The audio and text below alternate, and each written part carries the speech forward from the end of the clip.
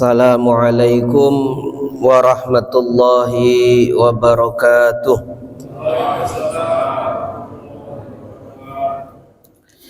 Al-Fatihah.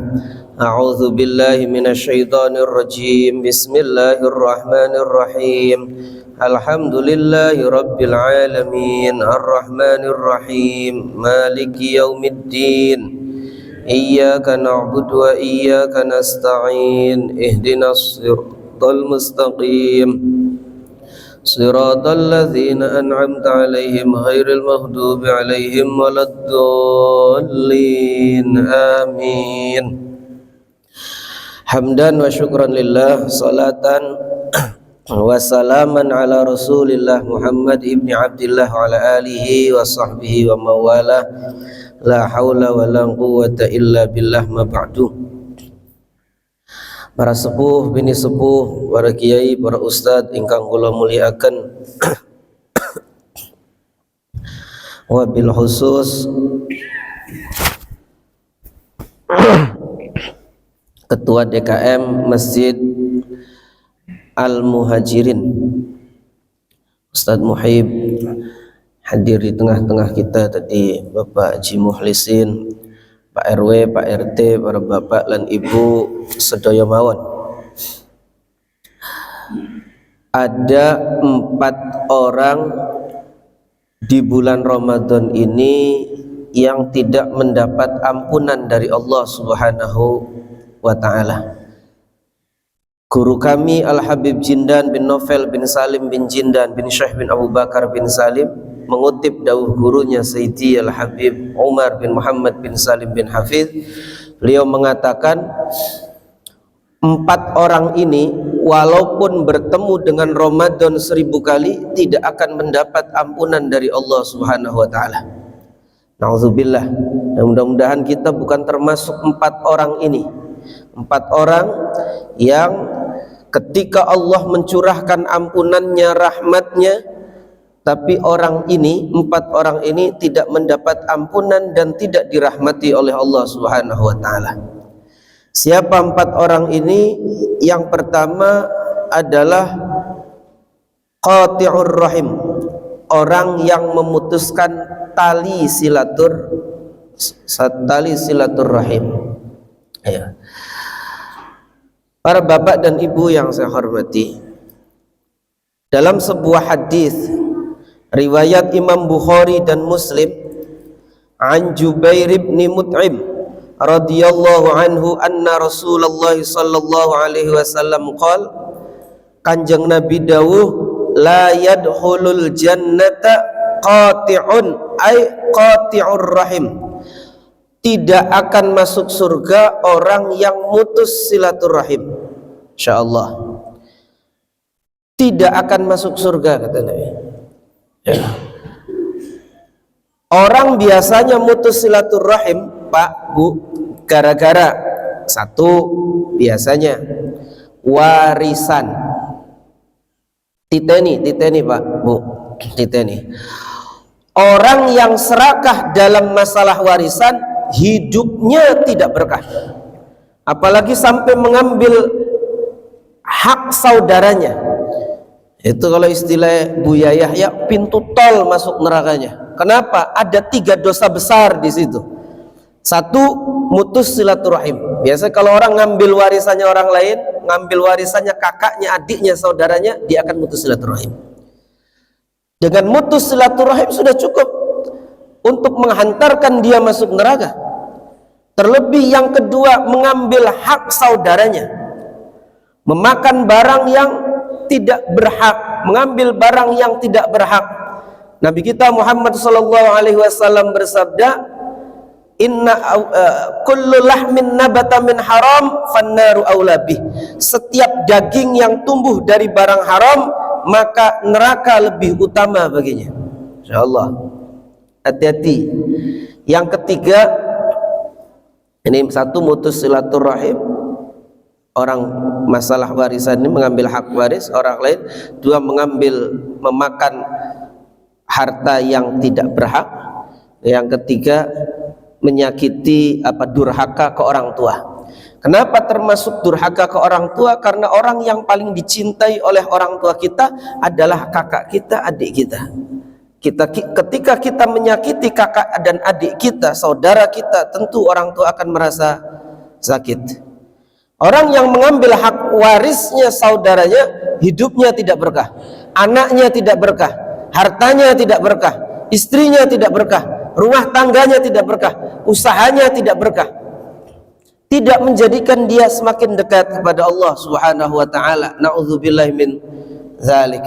Maka jangan sampai ada di antara kita yang mengambil harta waris saudara kita tanpa hak. Itu zalim, kezaliman besar. Hati-hati. Orang biasa putus silaturahim, satu, gara-gara warisan. Dua, gara-gara pilihan. Kadang-kadang mohon maaf, Puri nih diomong desa tapi wongnya wong kota, diomong kota ya anak ning desa, insyaallah. Kalau di kota ini nggak ada pilihanku ya, pakai lurah lebih aman lah. Ini yang sering panas nih kalau pilihanku, insyaallah. Pak bondet ngalor pak, bondet ngalor. Ya termasuk ya Puri Celangcang karo Kraton pada baik, insyaallah. Kalau pilihan apalagi pilihannya ku. Mereka saling mutus silaturahim, saling membenci, saling menghasut, provokasi. Sampai ada pak, kalau lawan politiknya itu, orang yang beda pilihan itu lewat depan rumahnya dikencingin pak. Masya Allah. Saking apa ya, beda pilihan itu biasa saja. Ya. Gara-gara pilihan putus silaturahim. Padahal kadang-kadang mohon maaf, ya yang kita pilih, yang bareng-bareng kita pilih ini, ya sama-sama tidak kita kenal. Dia jadi, dia kalah, ya, dia menang, dia kalah. Ini nggak ada, kadang-kadang nggak ada dampak positif, negatif secara langsung kepada kita. Malah mereka yang berkompetisi saling rangkulan, pelukan, kita masih mencu-mencuan. Nah ini repot pak. Maka berbeda pilihan itu adalah sesuatu yang wajar saja. Ini kita yang hadir di sini saja bajunya, sarungnya beda-beda, ya biasa aja. Kita milih istri ya beda-beda. Ya. Jadi terkait dengan menyikapi pilihan itu, Pak, Bu, sebagaimana kita memilih pasangan, kita boleh memuji istri kita. Menurut kita istri kita yang paling cantik, paling menarik, ya, dan seterusnya, tapi nggak usah mencaci maki, menghina istrinya orang lain, sudah selesai. Silahkan dalam kontestasi politik, pilihan, silahkan unggulkan, pilih yang menurut kita baik, tapi nggak usah menjelekkan pilihannya orang lain. Jadi ketika kita menjelekkan pilihannya orang lain, provokasi, yang terjadi adalah ujung-ujungnya putus silaturahim. Dan ini bisa menghalangi seseorang masuk ke dalam surga. Tiga, biasanya gara-gara pernikahan. Putus silaturahim biasanya gara-gara pernikahan. Wal'iyadzu billah. Yang keempat, apa nih keraton pak? Empuri simpu beli baru. Biasanya gara-gara selokan pak. Masya Allah, gara-gara selokan, gara-gara kejomberan, putus silaturahim. Pemerintah Pak RW sudah bikin selokan bagus tuh depan rumah, seret, ujungnya adalah ke sungai, ujungnya adalah ke Satu Muara, ditutup Pak. Oh, itu kejomberan sana nggak boleh lewat sini. Akhirnya putus silaturahim. Masya Allah. Maka jangan sampai ada di antara kita yang mutus silaturahim. Kalau ada, sekarang sudah tobat pak. Kenapa? Berat ini, bisa menyebabkan pelakunya masuk neraka. Tapi hanya apa? Di antara kita, kadang-kadang hanya karena gengsi, ego, nafsu, bagian mancing neraka. Sing penting kita mau ngarukan. Gak ada yang begitu, insya Allah. Jadi kendel. Mancing neraka kendel, insya Allah. Karena ego, saya nggak mau salaman, saya nggak mau silaturahim, saya nggak mau ngirim, saya nggak mau datang, saya nggak mau makan makanannya. Wah ini, kalau orang sudah benci ke orang lain, mutus silaturahim, Kalau sudah di tingkat nggak mau memakan makanannya, orang yang diputus silaturahimnya ini selamatan atau ngirimi sesuatu makanan, tahu dari sana nggak mau dimakan, itu lama sembuhnya sudah. Insyaallah. Nabi kita Muhammad SAW dalam sebuah hadis riwayat Imam Bukhari dalam kitab Al-Adabul Mufrad dan Imam Baihaqi dalam kitab Syu'abul Iman dikatakan, innar rahmata la tanzilu ala qaumin fihim qati'ur rahim. Sesungguhnya rahmatnya Allah tidak akan turun ke satu kaum yang di situ ada pemutus silaturahim. Rahmatnya Allah tidak akan turun ke satu kaum yang di kaum itu, yang di dalam kaum itu ada orang mutus silaturahim.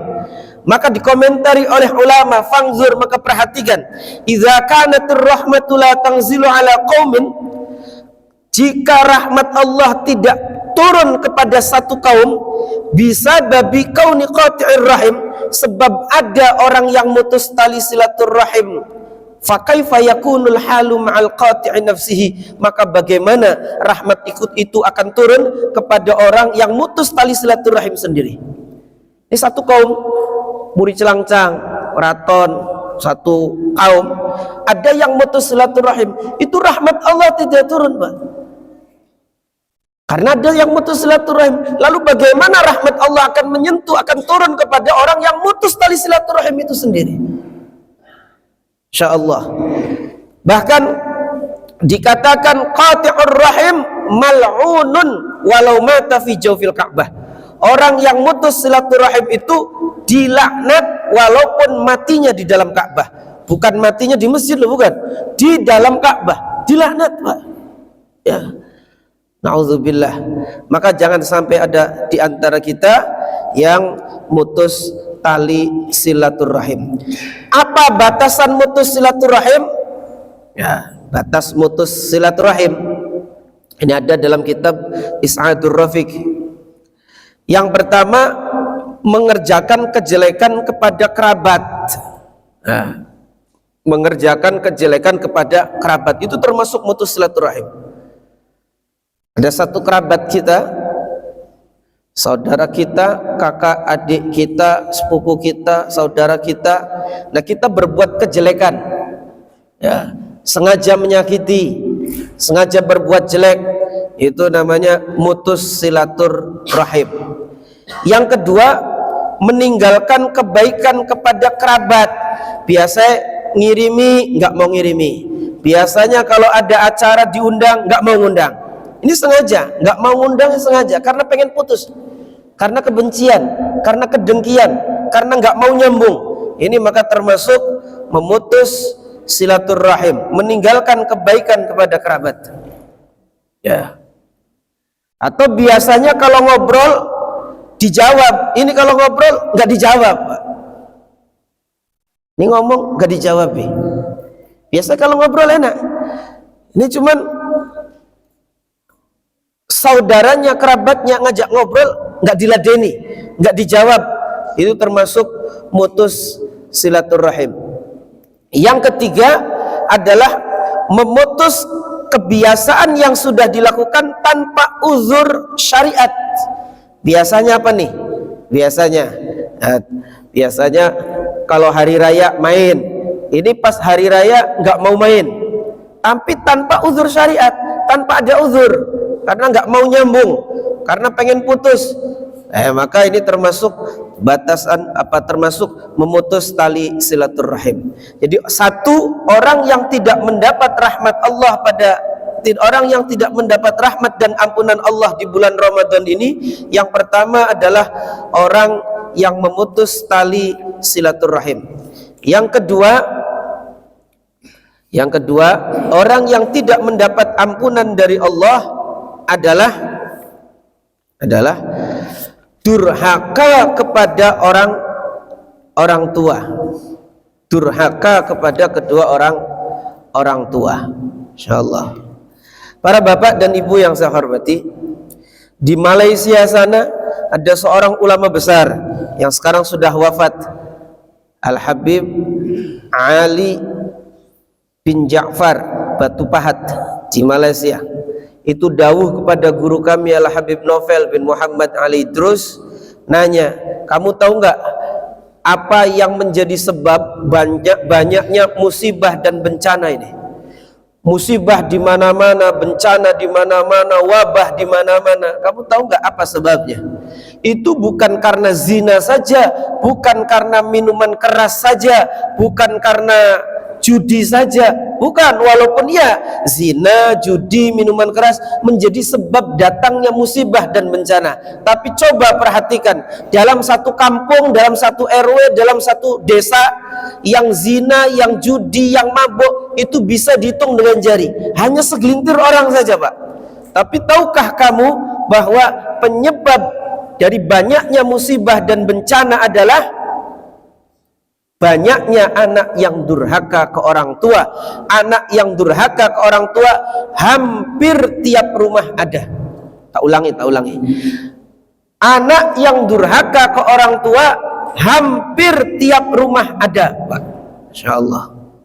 Dalam kitab Al-Jawahirul Lu'lu'iyah fi Syarhil Arba'in An-Nawawiyah karya Al-Allamah Asy-Syaikh Muhammad bin Abdullah Al-Jardani, dikatakan bahwa Nabi kita Muhammad sallallahu alaihi wasallam pernah bertanya kepada sahabat, ala unabbiukum bi akbaril kabair, maukah kalian aku tunjukkan paling besarnya dosa-dosa besar? Bukan dosa besar, Pak, paling besarnya dosa besar. Jadi dosa itu ada dosa kecil, ada dosa besar.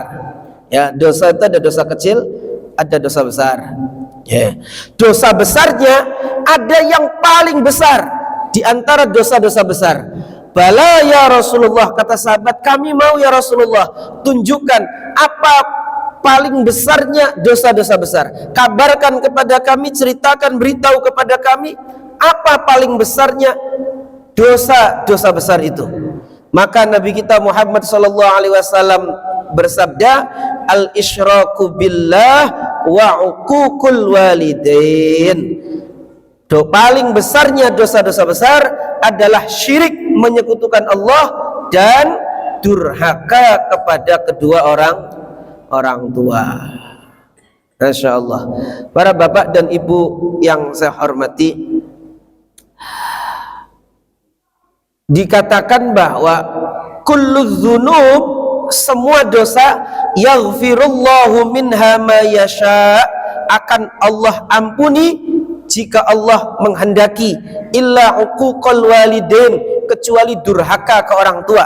Fa innahu yu'ajjiluhu li sahibihi fil hayati qabla al mamat, maka sesungguhnya durhaka ke orang tua itu dosanya, Pak, siksanya akan disegerakan di dunia sebelum di akhirat. Jadi orang yang durhaka ke orang tua ini akan disiksa di dunia sebelum Allah siksa di akhirat. Na'udzubillahi min dzalik. Apalagi sampai melaknat orang tua.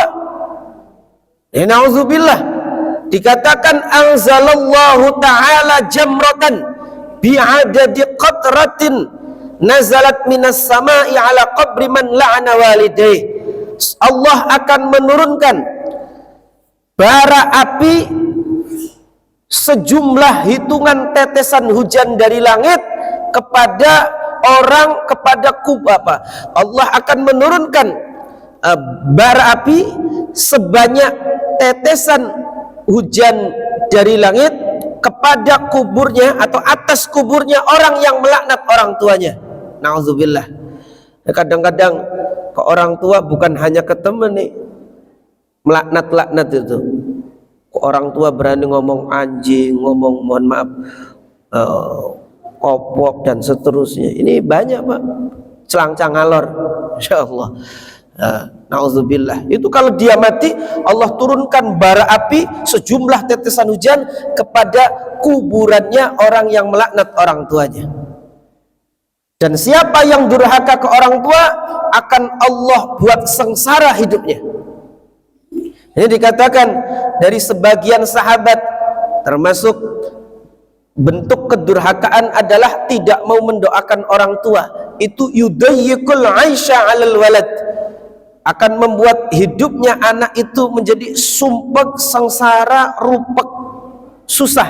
Nah, Alhamdulillah. Ya, para bapak dan ibu yang saya hormati, bentuk durhaka ini macam-macam. Ada yang jelas terang-terangan, mukul orang tua, membunuh orang tua, naudzubillah. Ada, Wah, melaknat orang tua terang-terangan. Atau yang halus, hampir tidak terlihat. Ini contohnya, nggak mau tahu kabarnya orang tua, nggak mau jenguk orang tua, karena nggak mau repot, nggak mau ngurusin orang tua. Orang tua masuk rumah sakit, nggak mau tahu, nggak mau jenguk, nggak mau mengeluarkan uang, nggak mau ikut andil membantu orang tua. Ini boleh jadi lisan kita ngomongnya, karena saya ini dan seterusnya. Insya Allah. Ya, termasuk bentuk kedurhakaan adalah, termasuk bentuk durhaka ke orang tua adalah lebih mendahulukan istri daripada orang tua. Alhamdulillah, Pak. Pak, istri adalah hak suami. Suami bukan haknya istri. Suami adalah haknya orang tuanya. Maka Bu, istri calon penghuni surga adalah istri yang rela suaminya bakti ke orang tua, bukan malah direbut. Ya, bukan malah direbut. Masya Allah. Kadang-kadang istri ini ngerebut baktinya suami. Yo terus mbok terus mbok. Mana turun karo mbok?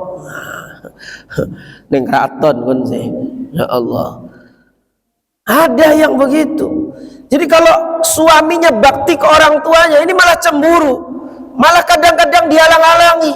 Sampai-sampai mohon maaf, kadang-kadang suami ngasih uang ke orang tuanya, ngumpet-ngumpet, jangan sampai ketahuan istrinya. Ini bahaya, Pak. Masya Allah. Ya. Istri durhaka itu akan melahirkan anak-anak, keturunan generasi yang durhaka, Pak. Na'udzubillah min zalik. Kenapa pengaruh istri itu lebih besar daripada pengaruh suami? Kita lihat bagaimana Nabi Nuh, Nabi Nuh punya istri durhaka, anaknya jadikan Pak. Ya. Maka kata ahli psikologi, 60%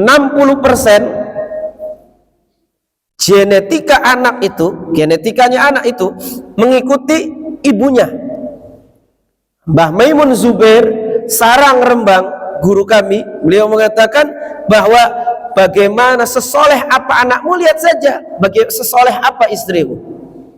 Kenapa? Karena pengaruh istri itu lebih besar, lebih kuat daripada pengaruhnya ayah. Nabi Musa itu hidup dalam istananya Fir'aun. Siapa orang zaman ini yang lebih jahat daripada Fir'aun? Fir'aun itu ngaku menjadi Tuhan, Pak. Tapi karena Nabi Musa walaupun hidup dalam kerajaan Fir'aun, karena diasuh oleh seorang wanita yang solehah, yakni Siti Asiyah, maka Nabi Musa menjadi seorang yang soleh. Ya ini, nembe setengah ustad, luru istri, terus yang penting ayu, akhlak buruk nggak apa-apa, nanti biar bisa saya didik, pret, Pak. Ya Allah, jangan kan sekelas ustad, yai loh, nabi loh. Nah, maka ayo Bu, perbaiki generasi kita mulai dari diri kita, dari istri, dari ibu. Ya, ayo kita perbaiki. Kita kadang-kadang sering menuntut anak untuk bakti ke orang tua, padahal kitanya saja masih seperti ini, Pak. Kenapa anak nih? Nak, kenapa kamu nih nak kalau dipanggil nggak cepetan? Ini kalau Allahnya jawab, atau mungkin Allah gerakkan hatinya anak untuk ngomong, mungkin akan ada kalimat begini, lewong ibu bapaknya saja kalau dipanggil Allah nggak segera kok. Hayya 'alas shalah, jam 12 tekai jam berapa? Ya. Isya hayya 'alal falah, ngepasi lagi timnas Indonesia lawan Bahrain. Kira-kira datangnya jam berapa? Masya Allah. Nah, kalau kita saja dipanggil oleh Allah yang menciptakan kita, penguasa jagat raya, yang memberikan kita rizki kehidupan, kita nggak segera, ya wajar kalau Allah gerakkan anak kita ketika kita perintah nggak segera. Maka semua dari kita harus introspeksi nih. Kenapa anak saya kok seperti ini? Kenapa anak saya durhaka ke saya? Boleh jadi sebab kita kurang taat kepada Allah. Boleh jadi sebab kita termasuk orang yang durhaka ke orang tua kita. Boleh jadi sebab karena makanan kita haram. Boleh jadi sebab karena tirakatnya kita, puasa kita, doa kita kepada anak kurang. Boleh jadi karena kita sebagai orang tua tidak bisa menjadi teladan untuk anak-anak kita. Nah, ini maka perlu semua dari kita mengintrospeksi. Nah, karena anak-anak zaman sekarang, Pak, mohon maaf, bukan hanya mendahulukan istrinya daripada orang tuanya, mendahulukan pacarnya, Pak. Pacar yang haram lebih ia dahulukan daripada orang tuanya. Ini na'udzubillah min dzalik. Diceritakan dalam kitab Syu'abul Iman. Ini disebut juga oleh Imam Al-Haythami dalam kitab Majma'uz Zawaid, dari Imam Tobroni. Sahabat Nabi namanya Alqamah, Pak. Alqamah ini kalau malam tahajud, siangnya puasa, ya kayak bapak-bapak lah, kapan bengi tahajud, awannya puasa, banyak baca Quran, banyak sedekah, ya persis lah kayak bapak-bapak nih, insyaallah. Ya, ini luar biasa. Tapi ketika sakaratul maut, Alqamah ini, Pak, ditalkin untuk menyebut la ilaha illallah Muhammadur Rasulullah. Ini mulutnya nggak bisa, Pak, terkunci, Pak. Tapi kalau menyebut nama yang lain, kalimat-kalimat yang lain bisa. Aduh sakit, itu bisa. Tapi kalau diperintah, diminta, ditalkin untuk menyebut kalimat la ilaha illallah nggak bisa, Pak. Maka kemudian datanglah sebagian sahabat kepada Nabi kita Muhammad sallallahu alaihi wasallam. Kata Nabi, apakah si Alqamah ini masih punya orang tua? Dijawab, masih, tinggal ibunya saja ya Rasulullah. Sekarang tinggal ibunya saja, ayahnya telah wafat. Maka kata Nabi, ud'uha, panggil sini ibunya. Setelah dipanggil, datang, ditanya, ahadzabnuk, ini anakmu? Ya. Gimana waktu masih hidup? Ya Rasulullah, anak saya Alqamah ini anak yang soleh luar biasa. Kalau malam dia tahajud, siangnya dia puasa, banyak baca Quran, banyak zikir, banyak sedekah, luar biasa ya Rasulullah. Tapi sejak dia punya istri, dia lebih mendahulukan istrinya daripada saya, dan saya sebagai ibunya sakit hati. Masya Allah, ini luar biasa, Pak. Dan saya sebagai ibunya sakit hati. Maka Nabi kita Muhammad sallallahu alaihi wasallam perintah kepada sahabatnya Bilal bin Rabah, kumpulkan kayu bakar yang banyak. Setelah kayu bakar terkumpul banyak, nanya ibunya, untuk apa itu ya Rasulullah? Untuk membakar anakmu hidup-hidup, sebab siksa di akhirat sangat pedih. Dengar anaknya mau dibakar lagi sakaratul maut, Pak. Ibu mana yang tega? Anaknya mau dibakar. Terenyuh ibunya Alqamah, lalu mengatakan, ya Rasulullah, sudah aku maafkan anakku Alqamah, aku ridho terhadap anakku Alqamah. Seketika Alqamah mengucapkan kalimat la ilaha illallah Muhammadur Rasulullah. Alqamah, Pak, sahabat Nabi, malamnya tahajud, siangnya puasa, banyak zikir, banyak baca Quran, dia banyak sedekah, lebih mendahulukan ibunya daripada istrinya. Ibunya sakit hati. Ini kalau ibunya nggak memaafkan, ibunya nggak ridho, masuk neraka Alqamah ini. Bagaimana kita yang bukan sahabat Nabi, kalau malam nggak pernah tahajud, siangnya jarang puasa, ya Ramadan baik, baca Quran, yang sedekah eman, zikir, malas, Masya Allah. Lalu kita durhaka ke orang tua, bukan lagi mendahulukan istri yang halal, yang didahulukan adalah pacar yang haram. Itu jalan tol, Pak, masuk neraka. Na'udzubillah min zalik. Maka jangan sampai ada di antara kita yang durhaka ke orang tua kita. Ini Alqamah mendahulukan istrinya daripada ibunya. Bagaimana dengan pemuda zaman sekarang yang lebih mendahulukan pacarnya daripada orang tuanya, yang lebih mendahulukan HP daripada orang tuanya, yang lebih mendahulukan temannya daripada orang tuanya. Betapa banyak orang-orang anak-anak muda zaman sekarang yang kalau ngomong dengan orang lain halus, sopan, andap asor, enak didengar, tapi kalau ngomong sama orang tuanya kasar, durhaka, menyakiti, nggak ada sopan santun, bentak-bentak. Ini kedurhakaan luar biasa, Pak. Insyaallah, hati-hati ya, jangan sampai ada di antara kita yang durhaka ke orang tua kita. Bagaimana kalau kita dulu pernah durhaka? Ya, sebab ini ancamannya juga tidak main-main. Nabi ini ketika Alqamah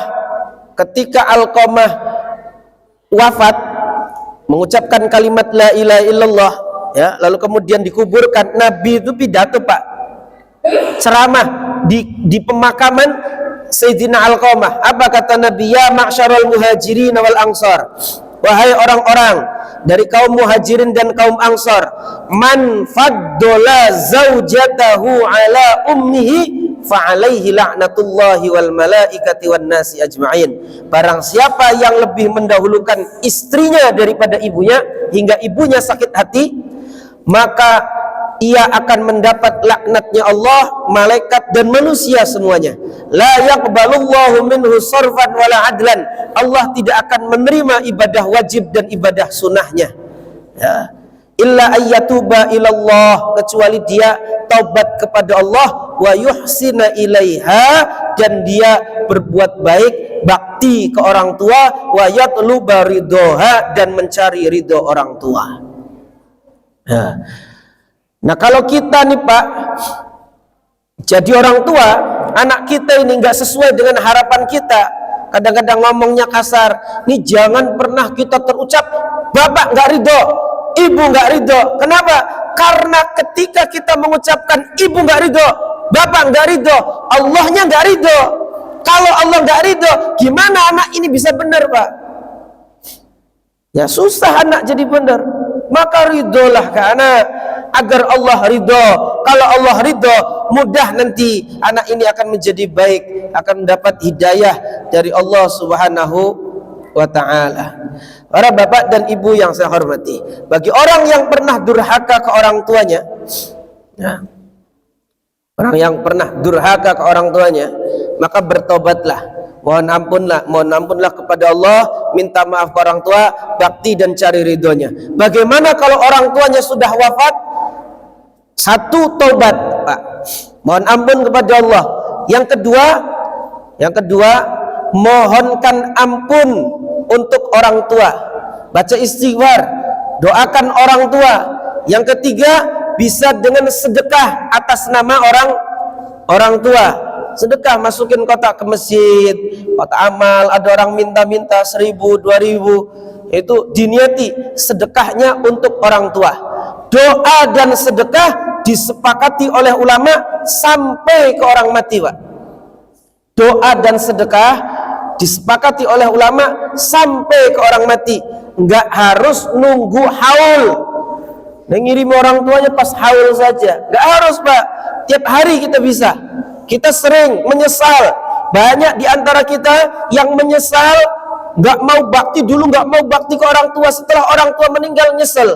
Seandainya orang tua saya masih hidup, wah, mau apapun akan aku turuti, akan aku beri, semuanya akan aku berikan ke orang tua. Kita masih orang yang masih hidup, anak yang masih hidup, masih bisa memberikan kepada orang tua kita yang sudah wafat dengan cara sedekah atas nama orang tua. Ya, sedekah 1.000, 2.000 diniati untuk orang tua yang sudah meninggal dunia. Apalagi kalau sedekah di masjid jariah, apa bangun apa, diniati untuk orang tua. Ngasih AC, ngasih kipas, ngasih keramik, ngasih karpet, ngasih Quran, ngasih apa, silakan, Mbak, diniati untuk orang tua. Dikatakan annar rajula yamutu walidah au ahaduhuma wa innahu la'aqun lahuma.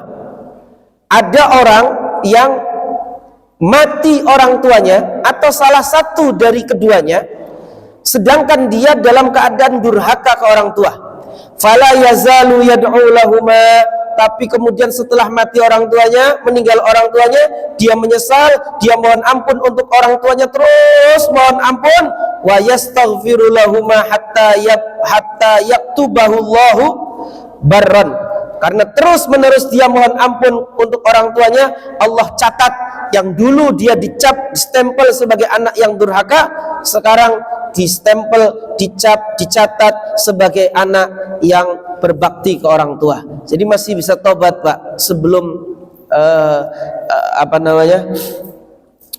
roh kita sampai di tenggorokan atau sebelum matahari terbit dari barat. Nah, Allah masih menerima tobat kita. 2, anak yang durhaka ke orang tua. 3, mudminul khamr, ya, pecandu minum-minuman keras.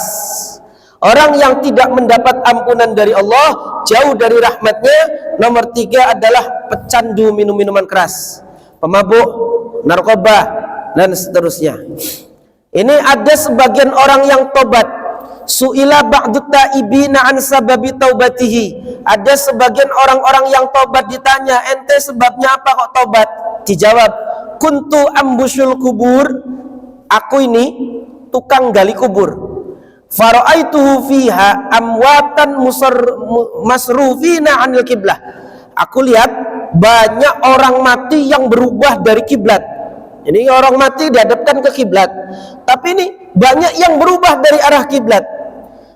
Fasa'altu ahalihim anhum, maka aku tanya ke keluarganya, itu saudaramu, keluargamu, kerabatmu yang dimakamkan di sana, itu dulu gimana masih hidupnya? Mereka menjawab, kanu yashrabuna al-khamra fid dunya wa matu min ghairi taubatin.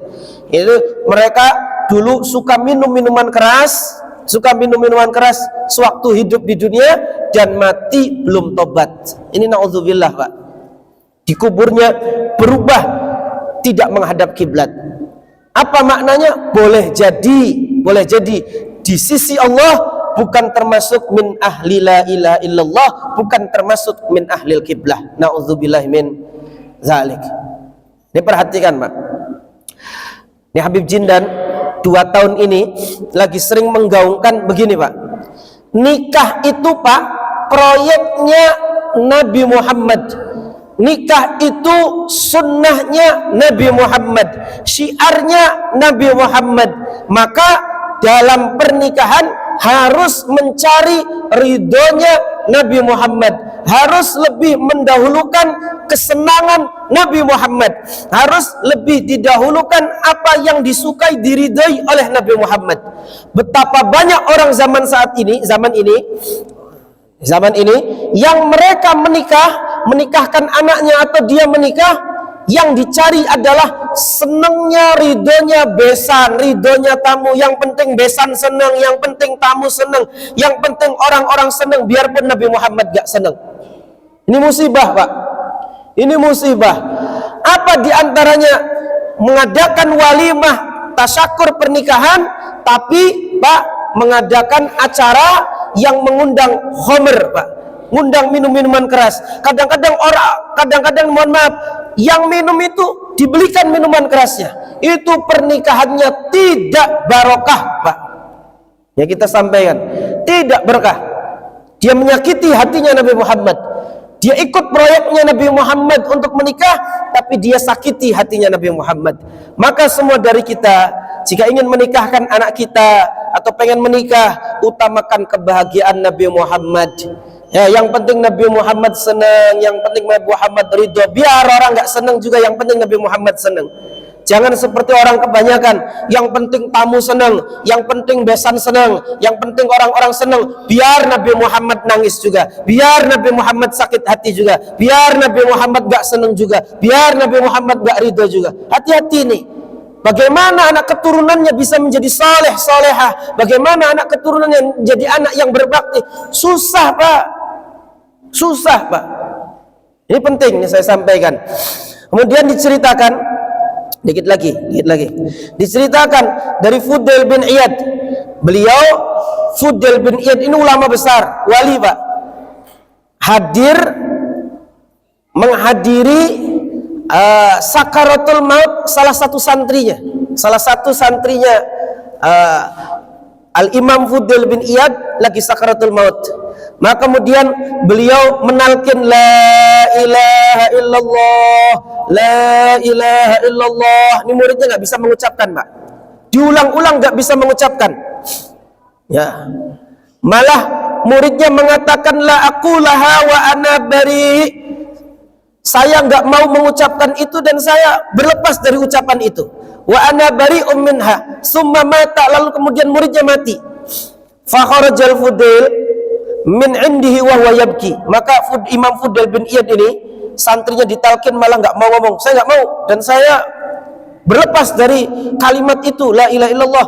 Mati. Nangis Fudail bin Iyad, ya Allah, saya punya murid, punya santri ditalkin nggak mau malah ngomongnya begitu, mati lagi. Nangis Imam Fudail bin Iyad. Ya. Lalu kemudian summa ra'ahu ba'da muddatin fi manamihi wa huwa yushabu bihi finnar. Maka dia setelah beberapa waktu Imam Fudail bin Iyad mimpi ketemu santrinya lagi diseret, dilempar ke neraka.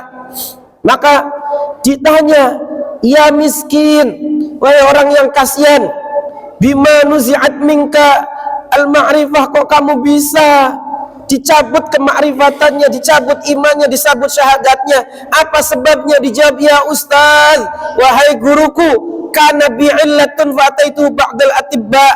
Saya ini punya penyakit guru dan saya datang ke tabib, ke dokter, ke ahli spesialis.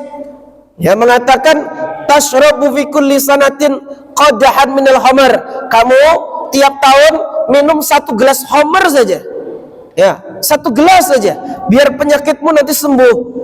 Ya. Wa illam taf'al tabqa bika illatuk. Kalau kamu nggak mau minum khamar nanti kamu sakit terus. Fakuntu ashrabuha, maka kemudian aku meminum khamar itu fi kulli sanatin li ajli tadawai. Lalu kemudian aku meminum khamar itu tiap tahun untuk pengobatan.